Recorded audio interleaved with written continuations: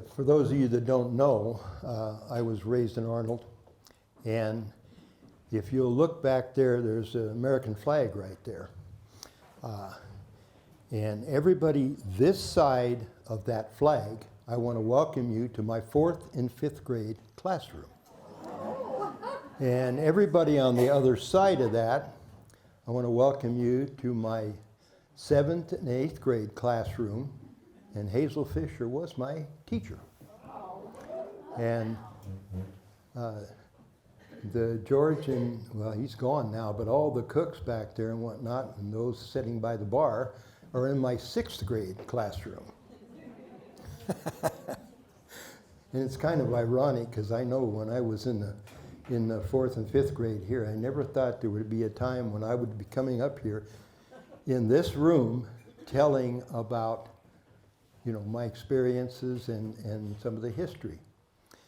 But basically, when I went to school here, it wasn't Hazel Fischer School, it was Avery School. Well, Avery School still has a school down in Avery. And if as you're going down, it's on the right-hand side as you get into Avery, right opposite of, oh, come on, Moran Road. All of a sudden it went blank. It happens at this age. I'm only 69, you know. So. Well, I guess I should come through. Actually, I'm 81.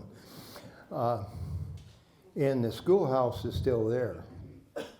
Well, when Avery School was first started, Avery was kind of the hub. It wasn't, there was no Arnold and there was no White Pines, even though you want to insist on White Pines, it wasn't here. But, and the hotel, Avery Hotel there, was kind of a stop-off point from Murphy's to Big Trees Park. And they started coming in carriages and whatnot up to go to the park, and after sitting for a while in a carriage, and you were probably, a lot of them were foreign visitors, they were welcomed at the hotel. And during that time, they had a lot of, logging was probably one of the major things here, and there was a few mills around here. And it was interesting, is one of the mills that was up in Love Creek cut timber for the clipper ships, and it was transported down to San Francisco area, someplace, wherever they built ships down there. So that was kind of unique. And then there was several little small mills, because there was a lot of timber here at that time. And in Avery itself, there wasn't a whole lot, but it was kind of a hub for people. And come Saturday night, there was right across where the 19th hole, I believe it's what it was called, I'm not sure what the new place is now, but they had a bar, Pioneer Club, and right next door to it in a separate building was a dance hall. And that was the big deal Saturday night. So a lot of people got to get out, and that was the excitement. Now, George Avery, in 1886, he put up the money and helped build the school. And the school is a typical, your little house on the prairie type school. You had 8 classes, all in one building. And for several years, they had classes, but every once in a while, every few years, they would kind of run out of students, so they kind of sat there empty. And then, as the logging and whatnot came to be a little bit stronger, they had more people in the area. So that's when they hired Hazel Fischer, and this was in 1916 or 17, somewhere along in there. I read two different things on it, and both supposedly were right. And she was from the other end of the county, over Paloma area, from what I can gather. And she went to Stockton. She had a sister down there, and the sister, what was that? Normal school, yeah. And then when she got through with some classes there, or whatever, I don't know when she went to college or not, but she went to a teaching school. And she came up here as her first job when she was around 20 years old. And she started teaching there, and she would spend, 10, 12 hours a day in her classroom, either teaching or correcting or whatever. And then she spent the weekends out there dolling the place up, planting flowers and taking care of stuff like that. And she never did marry because she never had time for that. So, yeah, she had plenty of kids. You're right, she did. We were all her kids, and she took very well care of us. But they formed a school district down there in 1886, and that's when George Avery put money up for the Avery School, and they in 1938-39 the Blake and Lumber Company came down here from Calpine, and they came in and bought a lot of property down here. Can't get exactly how much, but I know at one time they had 55,000 acres here, all the way up to Camp Connell. And what they did is they subdivided the property on the other side of Blagan Road here. And any of the employees who had access to that, I don't know whether they bought it or whether it was given to them, but they had lots there, and a lot of the mill employees and also the employees for SC Linebaugh, Doc Linebaugh. I have no idea what the SC stood for. I only known him by Doc. That was Doc Linebaugh, and you didn't call him anything else. And he had, his yard was down below the lower side of the road. He had buildings for his equipment and trucks and so on, and they had a big cook shack, and then several little houses for a lot of the loggers. And slowly they built around it. So after around, I guess it was around 1940, the school in Avery had gotten quite an influx of kids, and they were from the mill and the employees. So Hazel Fischer was having 2 classes, one in the morning and one in the afternoon, for first to fourth and so on. And then it got so much that they had to actually take a couple of rooms from the Avery Hotel, and they had to hire a couple of part-time teachers. So it became obvious that they had to do something. So the mill gave the Avery School District 1 acre of property right here. And then they had this building built here. It was an architect in Stockton, Frank Mayo, which that name is a county name, and William Swineman, which is Bill Swineman down in Angels, was a contractor that built this. And the original part of the building is just this hall that we're in here. And they built that for $8,500. And you can't even get a permit today to do something like this for that cost. But and then actually the first function that they had in here, there's a wall that goes in between where the flag was that separated the 2 classes. And they take that wall down, and they had a Christmas program. And then in March of that year, 41, they had their first classes here. And I don't know what kind of a deal they made, but it stayed Avery School. So that was quite interesting. And then in 1949, they built the other 2 rooms and a music room, which the restrooms out here was part of this original one. And then they went over to and built the other 2, which was my first grade and part of the second, and then this one up here was a second and part of the second and third grade. And then later on, when I got into the 6th grade, we went over into the music room over there because we were the smallest class, and they were in the process of building the 6th grade classroom at the end over there.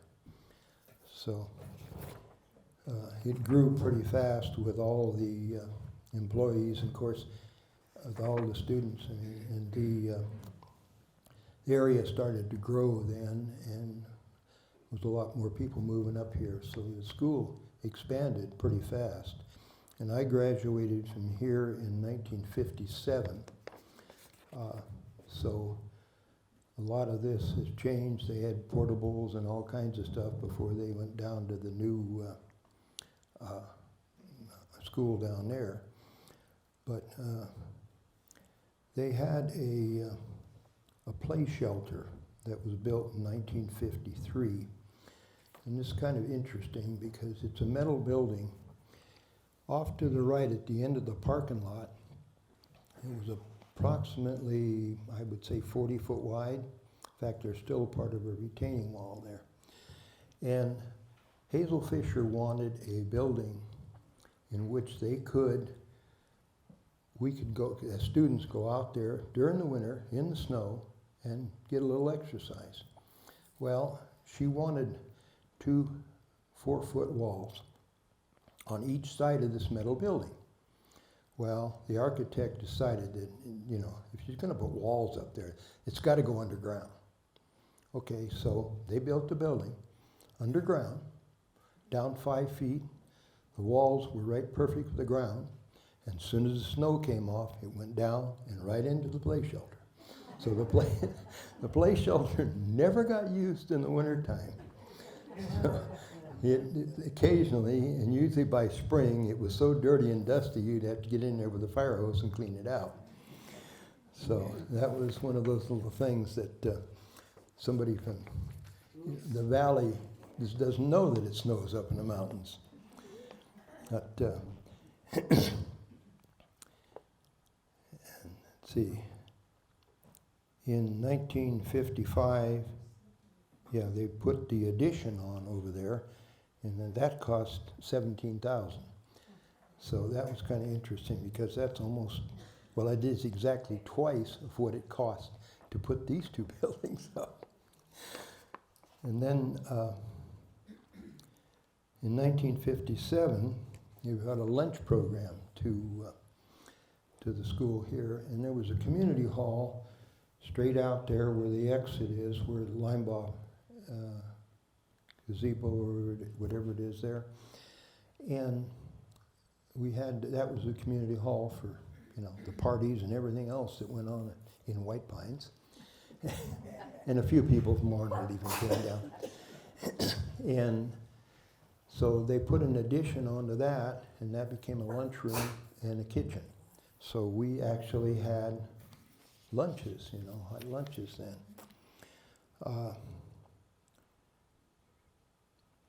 It was kind of interesting because in 1964, when Hazel Fischer retired, they had actually cleaned out the play shelter over there and had graduation. And during that graduation, they gave her a plaque and also changed the name of this school to Hazel Fischer School. So that was quite interesting. And I'm going to take a break here for a few minutes, and Ken Snyder is going to come up here, and he's got a couple of tokens here. and talk about them about this area. And you also notice on your table there's a little excerpt from the Stockton Record about Bucky. And it was a couple years after I had graduated, but that crazy little deer absolutely loved the kids and loved the schools. So, yeah. I'm going to turn this over to Ken here for about 5 minutes, and then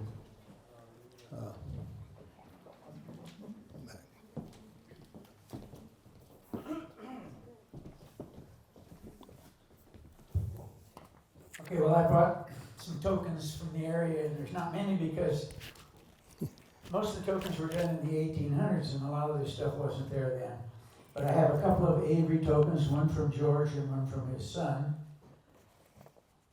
And I have a couple of Arnold tokens that are from the Moose Lodge, and I have one from Tamarack also.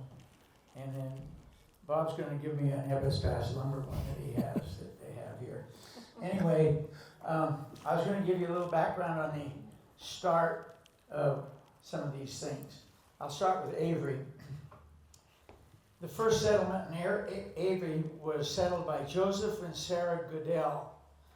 And in the 1850s, they built a 4-room house, which later became the present Avery Hotel.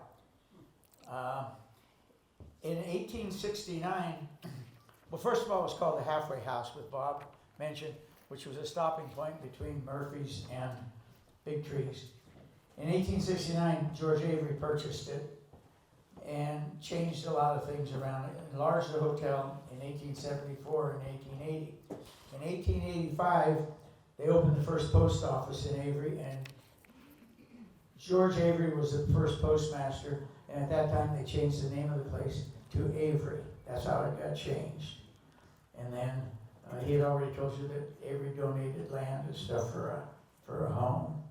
For a school. Anyway, that tells you a little bit about the start of Avery. White Pines actually was started in 1938 by Frank Blagan, who had Blagan Lumber Company here. And White Pines was actually a company town. Everything was company, the cookhouse and the buildings and everything. He ran the mill here.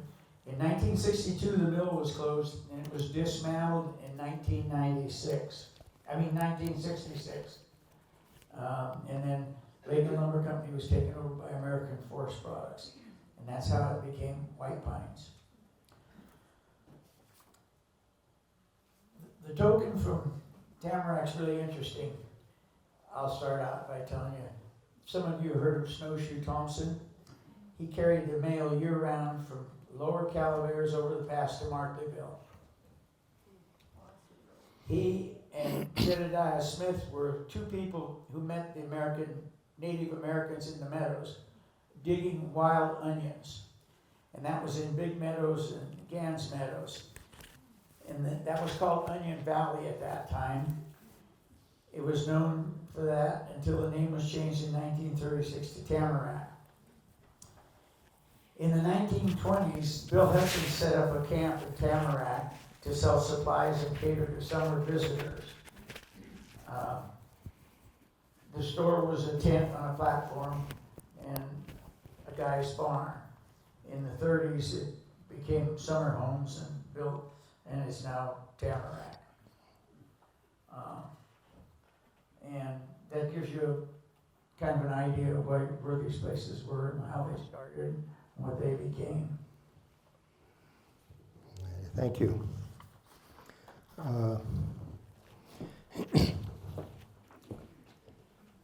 Okay, here are some of the little idiosyncrasies of being raised up here in a school. One of the things that was quite interesting, quite unique, is when you came to school, you'd have to bring a snow shovel. And before school, we would go out here and shovel. Of course, the play shelter was full of snow, but we couldn't get it out of there. So we would shovel the snow off the blacktop out there, which was quite interesting because you'd shovel the snow in the morning and you shovel it at recess so that at noontime you could play basketball. Well, it's a lot of fun playing basketball when you try to dribble when it's got water, because you can't, the snow there wouldn't allow the water to run out. And you throw this basketball to somebody, and of course if you caught that basketball just right, you'd get a bath. So, but that was one of the little things that we did. And then of course the next morning, you had to chip the ice off there because the water would freeze. So that's not normally something that kids these days have to deal with.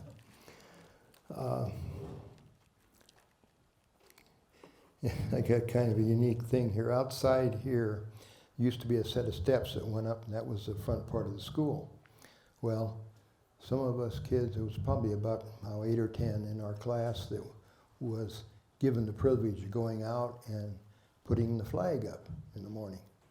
Well, I went out one day and I got my hand stuck in some barbed wire and cut my hand, and I still have a scar right here. And that's a long time ago. But, and then there was one thing about Hazel Fischer, which I think was quite amazing.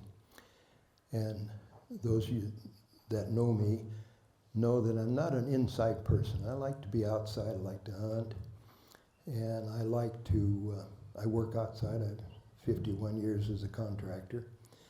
And during the morning recess, there was 3 of us here, and the other 2 were, their dads were in logging or lumber.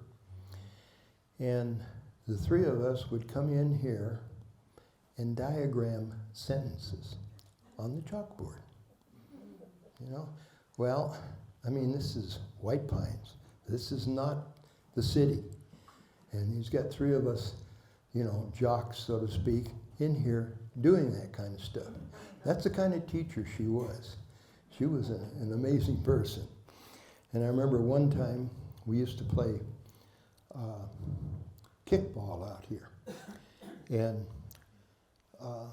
every once in a while we had one student. He was a little smaller, a little shorter than me, about like this. And he was always doing little things, you know, kick the ball or toss it away or do something just to agitate people. He just needed attention. So one day we had a little discussion, and, you know, okay, he thought he could whip me, so I said, okay, well, right outside here where the driveway comes down, there used to be a great big sugar pine, ponderosa pine tree, and right in front of that was a 500-gallon oil tank, which supplied the oil to the boiler room for the heat here. And we took a little walk up there, and when we came back, he had a kind of a cut lip, and he was just screaming bloody murder. He goes up to Hazel Fischer and he says, "He hit me, he hit me." And she looks at him and she says, "Do you want a Band-Aid?" No, I don't want a Band-Aid. "But he hit me. And she said, "Well, I didn't see it, I'm sorry. Go off and play." And she gave me a stern look, and that was it. But it took care of the problem. Now, can you imagine that happening today? You know. But she was quite influential in my life. I didn't completely realize it until, I mean, I thought about it, but never really thought about it seriously. Having had her as a teacher, the 7th and 8th grade, I didn't miss a day of school. And, you know, back when we had real winters, you know, kind of like this last winter. And the Linebaugh used to run a grader up, so the road was always clear all the way to town. So we always got to school, and, you know, I liked school so much that I had to go. I mean, this was it. Of course, my mother, she had the same idea. Yeah. But, coming down here and doing the research on this, and I got to thinking back, she had quite an influence on my life.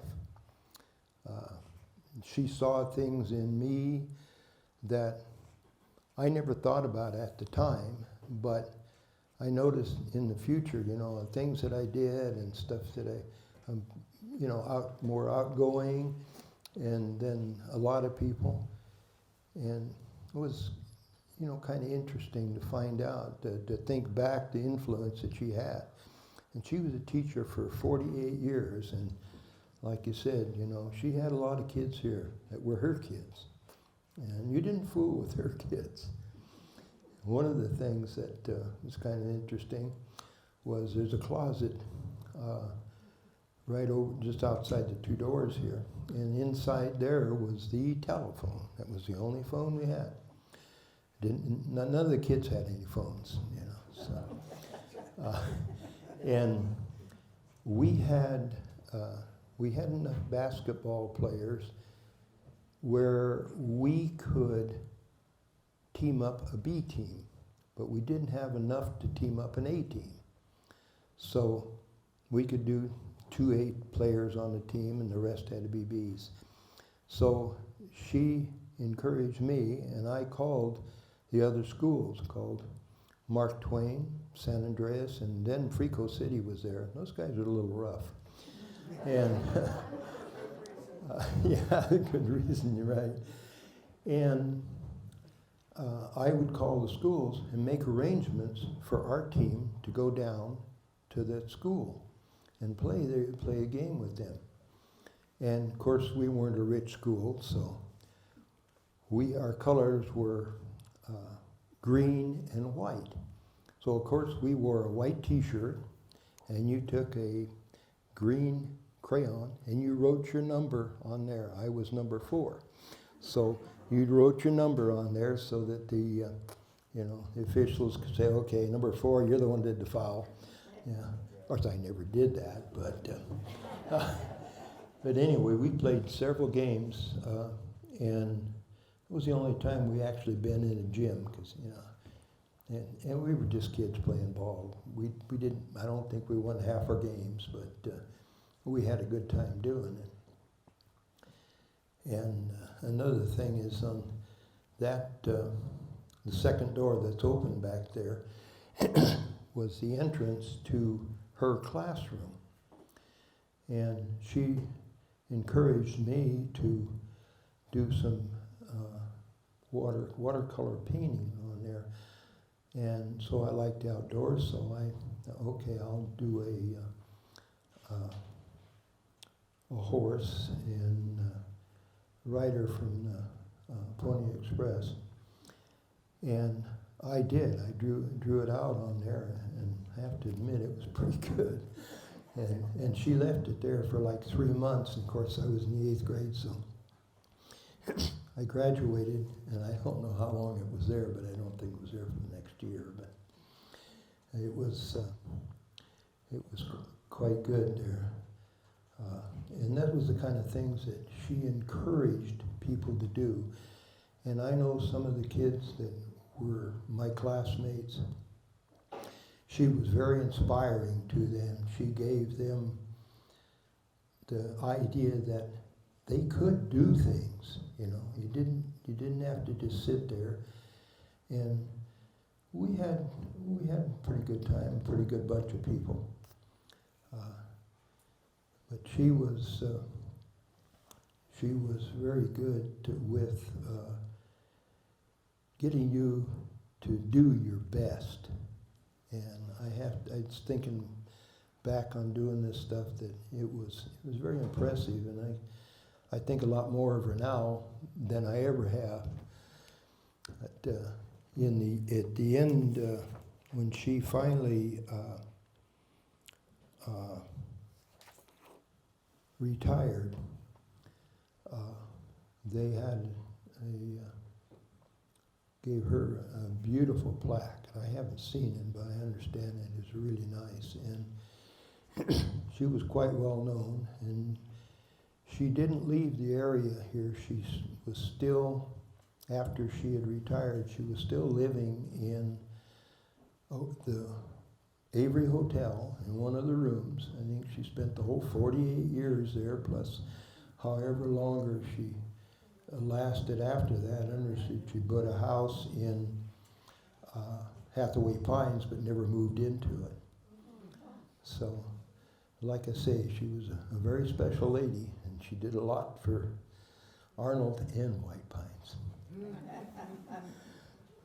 Well, that's pretty much the end of it right now, but if anyone here would have any questions or any comments about her or about the school, feel free. We have an extra microphone here, so if you'd like to make some comments. Was the cafeteria always there, or did they build it because kids couldn't get home in the snow, or? So the Not question really. is, was the cafeteria ever always there? Yeah, the cafeteria was added on, and I'm not sure, but I know it was added on to the far side of the hall, and it would seat, I think, about 50 people. And then they had a kitchen there, and we would go over in a couple different groups, but that was built there, and I think it was partly for the school and partly for just anybody that wanted to use the hall. The thing I remember about the cafeteria is that kids could work in it. And, Yes. have disability work experience. But the cook also worked for the logging camps. Yes. So she would start, we wouldn't have cafeteria while they were still logging, but then when logging season was over, then we'd start having lunches, hot lunches. Yeah. And she made everything from scratch. Oh, yes. And with the money that the food that the USDA gave us, like cheese and rice and stuff. Yeah, it was quite an improvement. And she fed us like loggers. Hey, those guys can eat, I'll tell you. So, And they had fundraising. I'm Nancy Burton, this is my sister Lori Burton Corson, and our dad was a dentist, and we live in Hathaway Pines.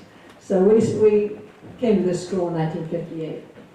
And so Mrs. Fouts was the cook, and they had Sunday dinners as fundraisers for the cafeteria. And Dad and I would ride our bikes up from Hathaway Pines. And people who knew my father knew that he bicycled all over the place forever. And what Lori and I were remembering about Miss Fisher, she taught you life lessons like having clean fingernails. And every morning she would go and she'd put her hands out, and we would put our hands on her hands, and she would inspect our nails. And if they weren't clean, we had to go up there to the blackboard where there were a few push pins and these nail files that everybody used that we would clean our nails with. And yeah, something to say. She also would bring us weird food that a lot of the logging camp kids didn't know even existed. Like when it was persimmon season, she'd bring a big box of persimmons and she made everybody eat it. You had to at least taste it when she brought the exotic food in. So it was, I remember my first persimmon was under her tutelage. that's good because it must have grown after I was out. And she also, when it was your turn to lead the pledge of allegiance to the flag, you also had memory work. And we learned the preamble to the Constitution and a lot of things like the Declaration of Independence and things like that, and we would have to memorize it. If you didn't get it right, well, next time your turn came around, you'd get another chance. That's right. You'd have to say what you'd memorized and read the pledge to the flag. We had a lot of those. I remember there was probably about 10 different things like Columbus. You learn this, You learned that, you memorized it, and you got it in front of the class and you said it. We the people of the United States. Yes. Perfect union. Absolutely. That's enough, Lori. But that's true, she was very good. Do you still have your silver dollar that Miss Fisher gave you when you graduated? I didn't get that, she, Oh, she gave them to us. yeah. I guess I wasn't worth enough at that point. There's one thing though that I just happened to think of that we used to do, which was kind of unique. And that is the last day of school, every year, the buses would come down here and we would come to school, you brought a lunch, you got here, and then they would take you out room by room, get on the bus, we would go to Big Tree State Park. Okay, then you took your lunch and you put all these sandwiches out on the table, you put all your fruit and whatever not. We took all the playground equipment and we just had a field day. And that was something that I've told people, and you can be kidding, we never heard anything like that. We played baseball, we played kickball. You got to walk around. Some of the younger kids had to have older ones with them, but it was very. I remember that for the whole 8 years that I was here. So that was the kind of things that Hazel Fischer did that other teachers, I put my time in. It's okay. It's 5 o'clock. I'm going home. Not her. She would be there till dark. And if you had a problem here and you needed a little extra work or whatnot, she'd stay and work with you. She was very impressive. Like I say, we were all her kids. So is there any other questions? I'm just curious, during the time in which you were in school here, what was the total number of enrollees? How many students? Oh, I don't know. 13 in my class, I think. Yeah, it was, Your graduating class? 13 in 8th grade. All 8 classes fit in these 5 rooms. Yeah. There's 2 wings, no kindergarten. So the comment was 13 students in 8th grade. yeah, there was probably, I would say, I know that shortly after that, for some reason, the population went down. But I think there was probably between 90 to 100 kids here. So there was quite a bit. So my mother-in-law, Linda Ballard Hampton, went to school here. And so one of her memories was with the dress code. And it was when the pedal pushers were starting to become in fashion. And Ms. Hazel Fischer was, we are not going to allow those bull fighter pants. So my mother-in-law, they were not allowed to wear those. We had to wear dresses. We had to wear dresses. Yep. And I got in trouble because it was more comfortable to wear pants. And when it was snowing, you could wear pants. So I kind of stretched a little bit. Yeah, she was very good about the dress code. It didn't matter what sex you were. You were born a woman, you wore a dress. You were born a man, you wore pants. And then also, my sister and I were Fishers. So we're related somehow. Emma, how are we related? Great sister. Okay, so she is a great aunt. Yes. Yeah, she was great to everybody, I'll tell you. Any other questions there? Or comments? How many people in this room went to this school? Oh, that's 4 of us. That's not too bad. Oh, yeah. Sit down. That's my daughter. All right, thank you, Bob.